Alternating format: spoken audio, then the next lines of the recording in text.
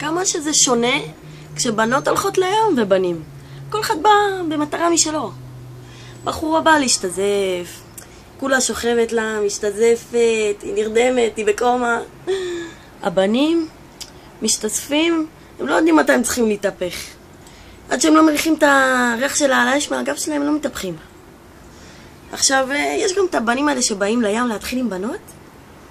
הם באים לחבורה הזאת, הם מדברים, מנסים להתחיל איתם, לא הולך להם, ממשיכים עדיין, סבבה. אבל יש את האלה שבאים ככה עם המשקפי שמש, חושבים את עצמם, הם באים להסתכל לנוף. הם באו לים בשביל להסתכל על הנוף, הם עומדים כל היום ככה, הם מסתכלים על הנוף, הם בואים בנוף. עובדות בחורות, לא אכפת להם, הם מסתכלים על הנוף, עלק. מה שקורה באמת מתחת למשקפיים זה ככה. מרוב שהוא כל היום ככה, הוא חוזר הביתה ככה.